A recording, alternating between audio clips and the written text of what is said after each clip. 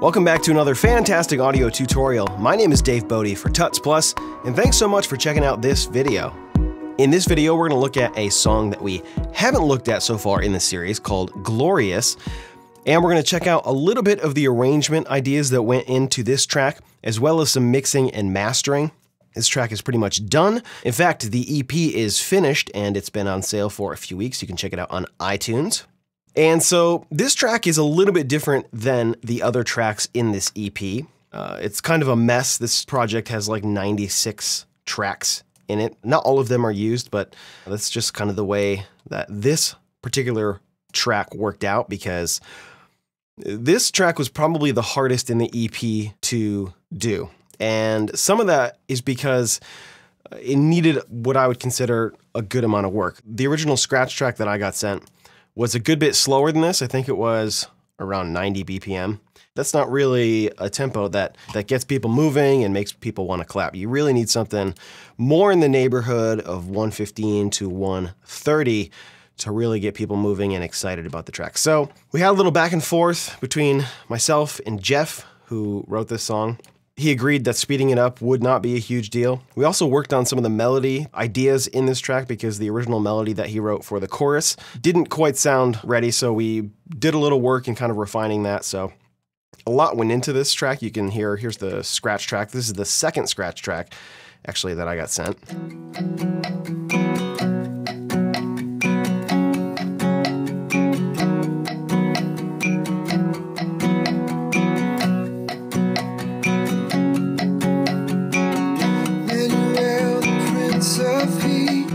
So you can hear it's got this driving acoustic thing, and what we ended up with was nothing like that. Check it out.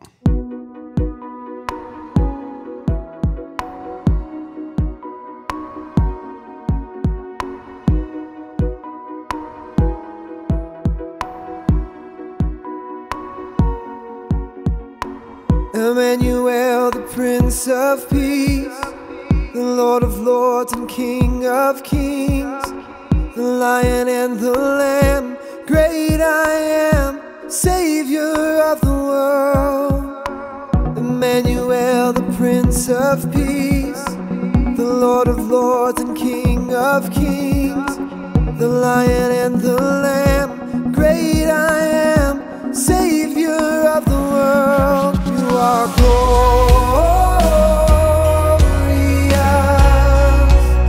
Jesus forever glorious,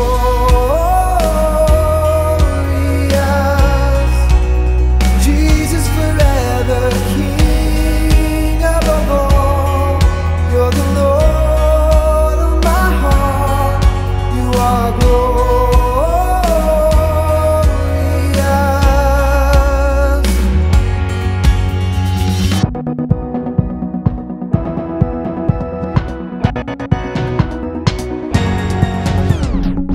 Emmanuel, the Prince of Peace, the Lord of Lords and King of Kings, the Lion and the Lamb, great I am, Savior of the world. You are glorious,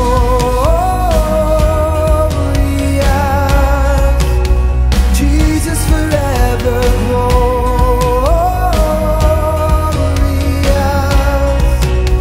Jesus forever King above all. You're the Lord of my heart. You are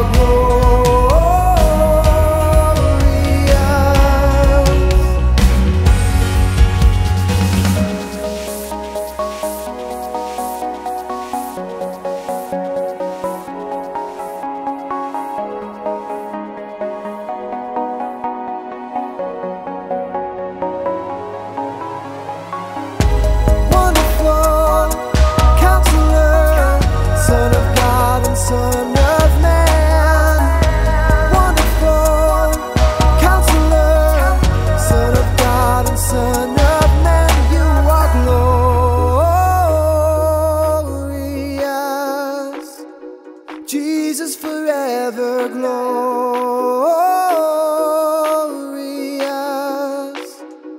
Jesus forever King above all. You're the Lord of my heart.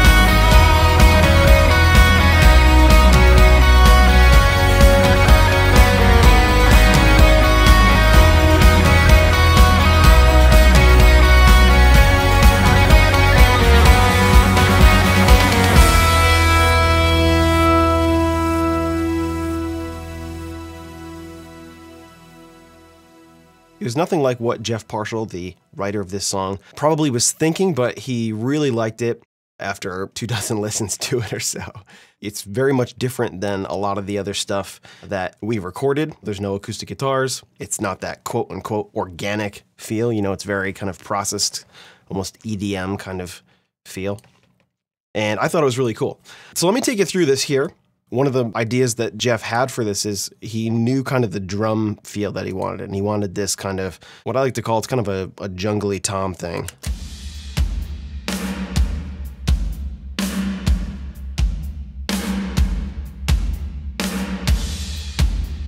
And so Jeff wanted that kind of big doom, doom, doom, doom, brah, doom, doom, doom, doom, brah, kind of drum thing going on, which was all fine and good. A lot of, I think, what drives this song is the sound of the percussion and the kind of percussion arrangement for this track. There's very few actual audio tracks in this. Most of this is virtual instruments being driven by Contact, Massive, FM8, and a few others, which we'll get to. The main drum set sound comes from the Abbey Road Modern Drummer kit, and it's this kind of pretty standard drum kit here, but a lot of the sound came from tweaking the heck out of the drum sounds here. If we pull up the initial kind of mixer preset, check this out.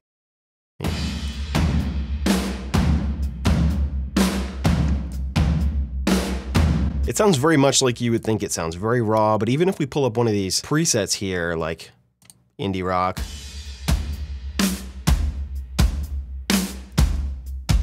it still wasn't quite right, so I think this is the latest preset.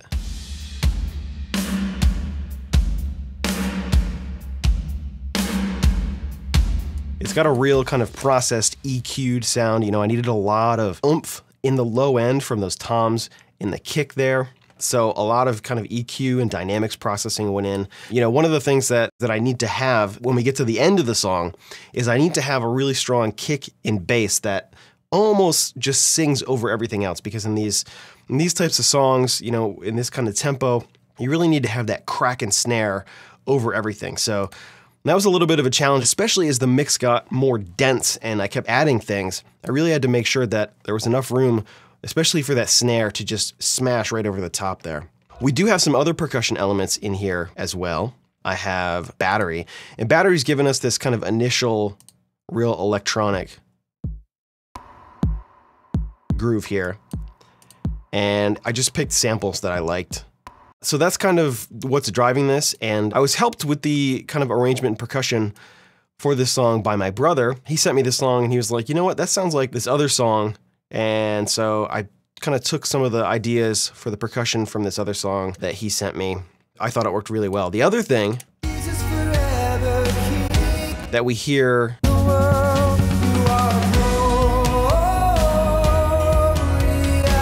is this stuff here by Damage.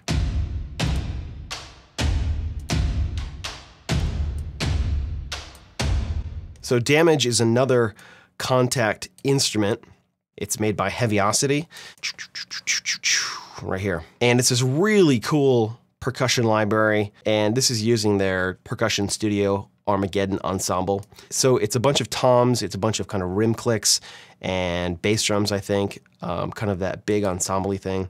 And that combined with some of the other percussion elements, so we have that, we have battery right here.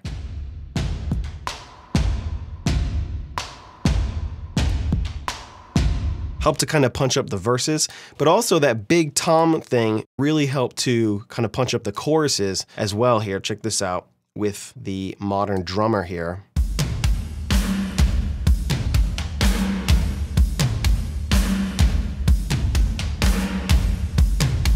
And then as we move farther along, we get some claps here in the last chorus, as well as some tambourine.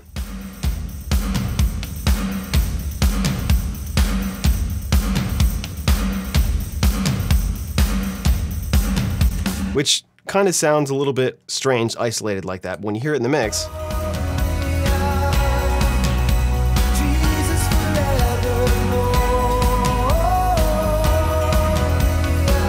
it has a really nice textured feel to it. And a lot of the other stuff is pretty standard kind of stuff here. You can see some of the labels are a little bit wrong. It says organ here. It's actually this pad. And I'll just show you some of the instruments that I used here. The claps are coming from this Urban Beats, which is part of the Kontakt library. And I think all I'm using there is just the claps. Again, we have Modern Drummer.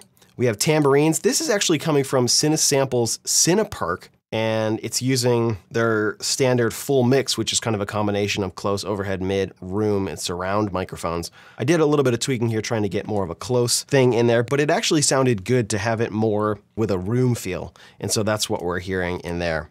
The bass in this project is being driven by two things here. We have Scarby's Rickenbacker bass, and this is the normal kind of open, and this is a picked bass.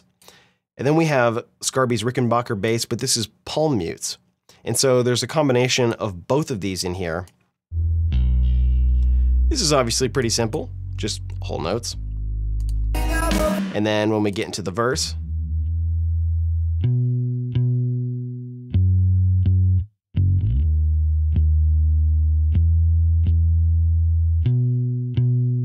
just real simple stuff as well, but it just has a little bit different of a tone here when we come out of the verse and we go into the chorus.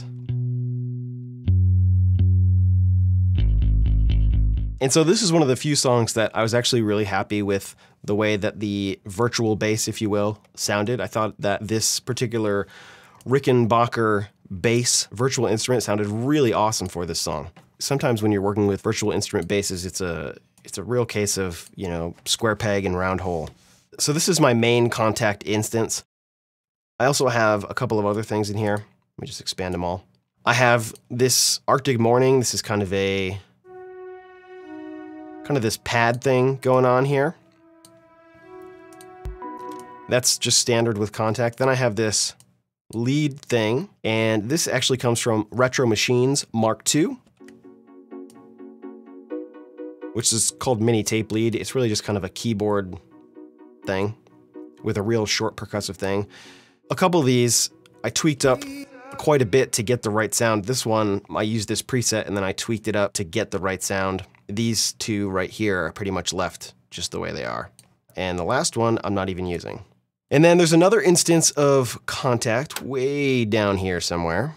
And in here I have a collection of things that I used and some things that I didn't use. When I was kind of fleshing out this song, I knew I wanted some percussion-y elements, so I tried this thing from Waves Factory called Boom Whackers. It's actually like a children's toy with these lengths of plastic kind of PVC tubes that you literally whack on stuff. That didn't really work. I tried Glockenspiel because I love Glockenspiel. What did work though was Sound Iron's Hammered Piano, and I think this is part of their Struck Grand instrument. It's not a Kontakt library instrument here. This comes in the choruses.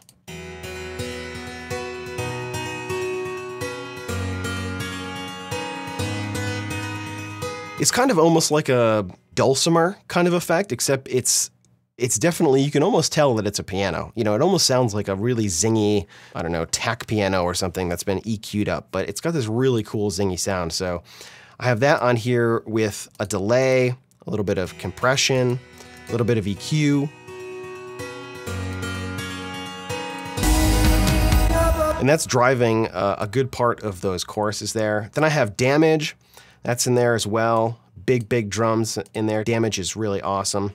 I tried Slit Drum here, which I'm pretty sure that I'd never used. I can actually purge this because it's just taking up memory. I think the only thing that I used here was this last pad again.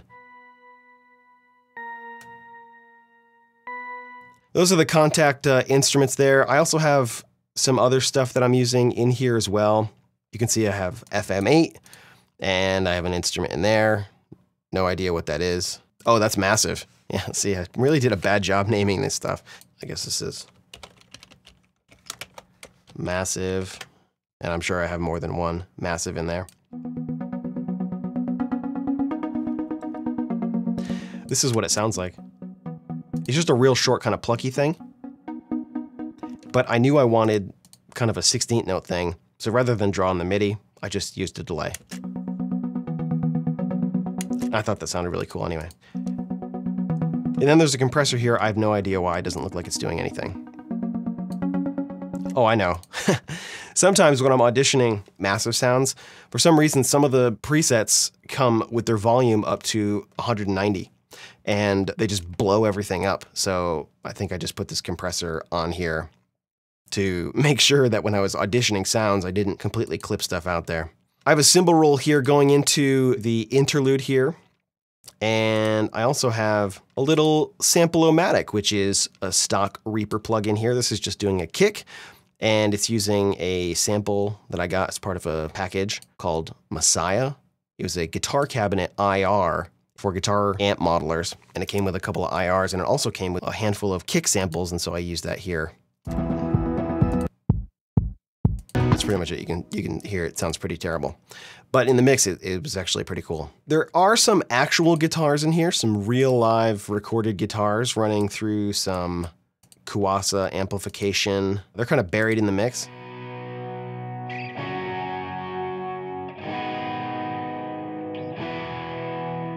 But it's that kind of thing in the choruses.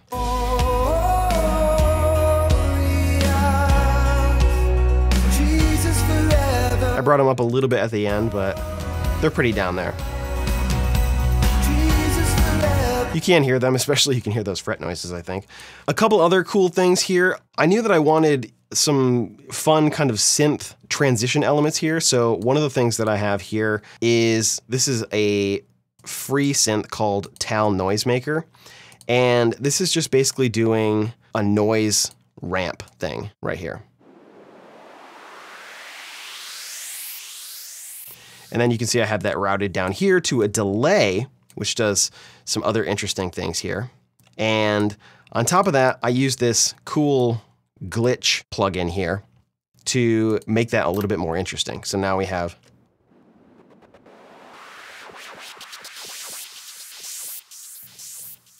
so we took something that was really kind of boring. It's kind of a white noise ramp up there, sweep. And we did some other stuff to it. And I have some automation here with the feedback because it's got a stereo delay on it. So a couple of times I needed that to be a little bit longer, a little bit shorter, and whatnot there. I also am using this Tal Noisemaker. It's a THX patch here, and that sounds like this. You know, exactly what you'd expect, but those two elements made for a really cool kind of transition going into the choruses and stuff. So check this out.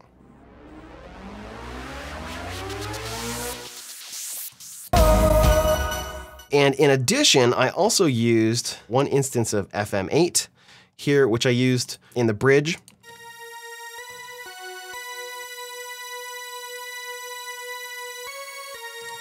Obviously it doesn't sound very good by itself, but just kind of a high synth thing. But I also used it down here. You can see that I have some automation here. This is for the pitch wheel and in FM8. I changed the pitch bend up and down to 24 steps, 24 semitones, which is 2 octaves. Because I wanted this cool kind of ramp up right into the chorus here. Yes, you and, you know, that just by itself kind of just stopping there sounds a little bit ridiculous, but because I have some other kind of stabs here, it sounds cool. And it kind of works with a lot of this other stuff. This is another, it's a couple more massive instruments down here. This one is kind of a huge synthy thing, or a plucky thing, with a lot of automation here.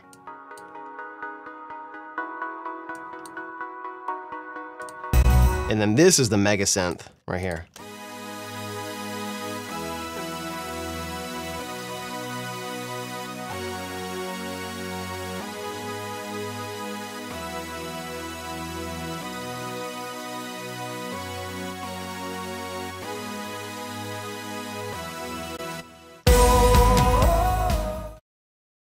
There's a little guitar solo in the end here.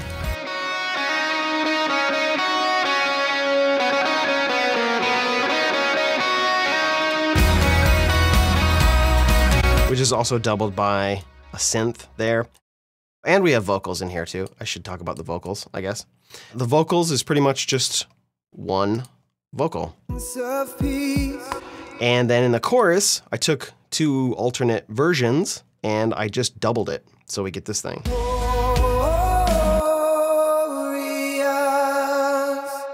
Jesus forever glorious,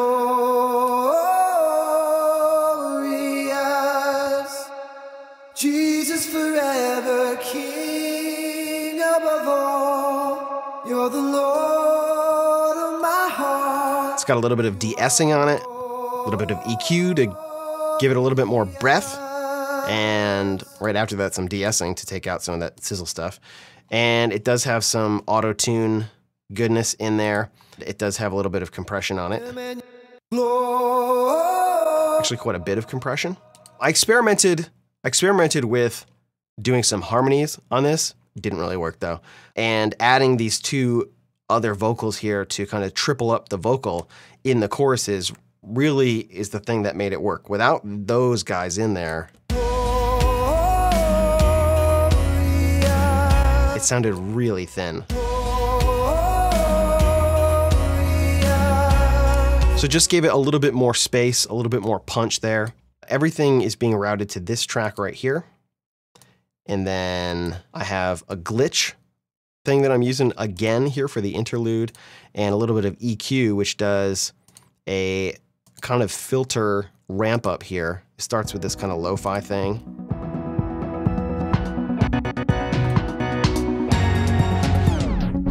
Emmanuel, the Prince. And that's just because I needed something interesting for the interlude. Although I didn't want everything to have that kind of lo-fi sound, so I put a few instruments up here.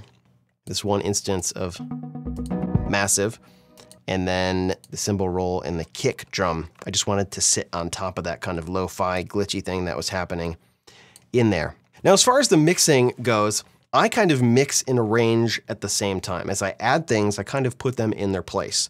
Lots of people do mixing and approach mixing in a different way, but that's how I do it. I know that, you know, obviously the vocals need to be on top of everything, and the drums need to be really punchy and pretty loud, and the bass goes where the bass goes. But for the handful of other instruments in here, for these 15 other instruments, those kind of settle and tweak along the way. There's no kind of rhyme or reason. Sometimes I mix a particular instrument with the dynamics. Other times I take the audio return and I actually do some automation. You can see there's a little bit here for damage, just a tiny little bit. There's a little bit here for this pad. Most of the other stuff, though, is mixed in how it's played. It's mixed in the dynamics. And I go in here and adjust the tone, because for a lot of these patches, the dynamics also come with the tone. So you get the right tone, you get the right dynamic, and everything is cool, everything works. And so that's how I approach it. You can see some things do have a little bit more automation in them, and I suppose that is in the kind of mixing and processing stage here. Things like the delay feedback, a couple of EQ tweaks here you can see for the claps here in the bridge. I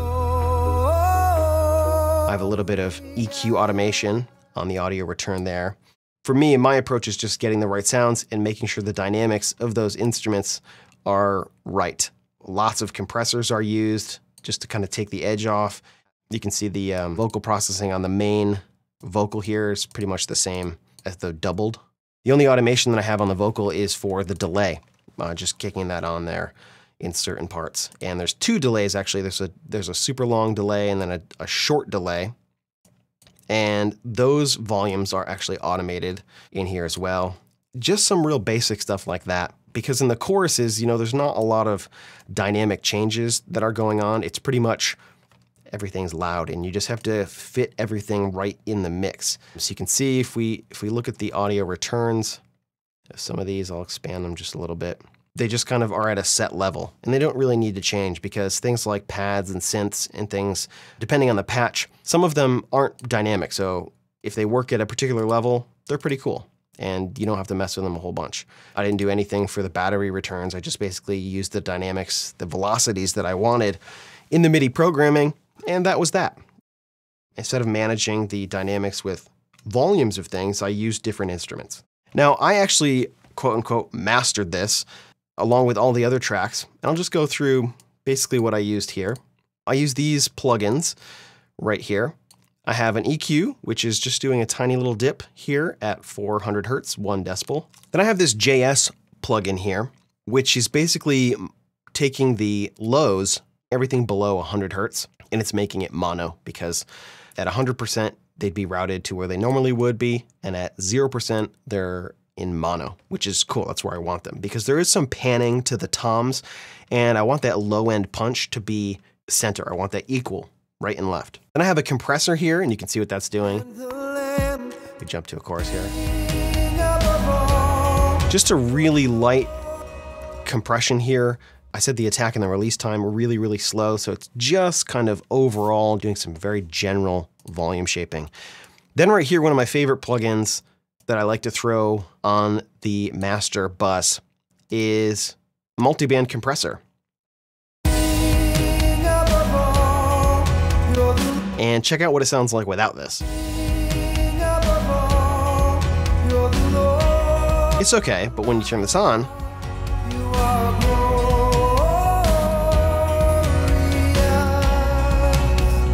everything just gets a little bit more hyped, and I thought that worked pretty cool for this. What it's doing is it takes 4 bands, and you can set the crossover frequencies, if you will, and it just does a tiny bit of compression and then auto makeup gain. Depending on where you have the threshold set, is how much it kind of auto makes up. So I have the frequencies below 100 Hertz and above 8500 Hertz. I have those set a little bit lower to give a little bit more sizzle on the top end and a little bit more punch in the low end. Then the ratio is set pretty low, 1.5 to 1. And overall, it's in the middle, you know, in the bulk of the frequencies here, it's doing almost nothing. You know, 1.4 decibels here, 0.6 decibels there. That's negligible. In the low end, we have a little bit of squish going on, 3 to 4 decibels. And the top end, it probably does nothing. They're 0.1 decibels, so it's really not doing a whole lot there. But it is managing the lows, so they don't get too much out of control. And then for the final processing here, I'm using this limiter number 6 by this guy right here. I'm not even going to attempt to pronounce his name. It's a big long name here. You can find it on the interwebs. This is a free limiting processor, and it has 5 stages that you can turn on or off. And so it's going into another compressor, and this is basically doing a little bit of makeup gain, about 3 decibels. And it's driving into the compressor at a pretty low level. It's probably 1.8 to 1. And it's set to, I don't know what these values are, but I basically just tweak the values to what I think sounds right. But it's not doing much in terms of compression. I only set it so the max that we get is about 2.5 decibels, but it is boosting up the gain a little bit. And then it goes into a peak limiter, and I have this set to a multi-band, so I believe this is doing a 3-band limiting here. And it's got a little bit of gain on it, and the threshold is set a little bit lower so that it's grabbing onto it. When the threshold is set all the way up, it's not doing anything. So to get it to kick in, I just pull this down just a hair. Just for some real light peak reduction of the highs, the mids, and the lows there. Then it goes into another high frequency limiter, and this is just, I have this set to just barely do a tiny little bit. Then it goes into a clipper, and then a final kind of protection master brick wall thing here. You know, if you push the gain on these, it has a light that shows you that it's going into distortion. And if that's the sound you're going for, you know, rock those controls. My method for using this is to bring up the gain so that, you know, in a song like this, it's got to be what I would call iTunes loud, which means pretty much as loud as possible without pushing it into distortion, I guess. I kind of very subtly adjust these so that it doesn't take the life out of it. There's no pumping, but we are really getting a big loud sound because, you know, when you're listening to stuff on your headphones, you don't want to have a song that's, you have transients that are loud, but your ear doesn't really pick up on those. And so the effect is that the rest of the track is soft, even though you may have transients clipping at 0 decibels. I use this to bring the gain up there in a subtle way and kind of crush those super fast transients to get the mix bumping, you know? There's no set thing that I do here. I just kind of push things until it sounds right. And the last thing on the ceiling here, I have it just set just a tiny bit under so that it won't go right to 0 decibels. It's like 0.1 decibel under is the highest it gets, and that's fine. You can see I have another limiter in here. When I load up Reaper projects, this is my standard limiter here, and I like to have a limiter on the master bus so that I don't send a clipped audio signal to my studio monitors, because that would be very bad. I do like this limiter a little bit better because it's got way more controls than this W1 limiter, which is not a bad limiter. It's just, I like this one better. Really cool limiter plugin here. It's free. It's awesome. So that's pretty much it for the mixing and mastering there. You know, nothing too voodoo-y. Managing the dynamics, doing a little bit of volume automation where it's appropriate, but mostly it's the right sounds in the right places. And then for the mastering, at least for this track, it's just getting kind of the general tone shaping, doing a little bit of processing with the lows. I mean, that's nothing really spectacular. And just some dynamic stuff with a compressor and another compressor with a little bit of makeup gain, the peak limiter, and all the other jazz there. So I hope you found that interesting, and I hope you found some tips and maybe some plugins that you haven't heard before that will help you get some juicy, fat, punchy mixes in your music projects. Thanks so much for checking out this video. Again, my name is Dave Bodie for Tuts Plus, and we'll see you next time. Thanks for watching. Yes, you are Lord.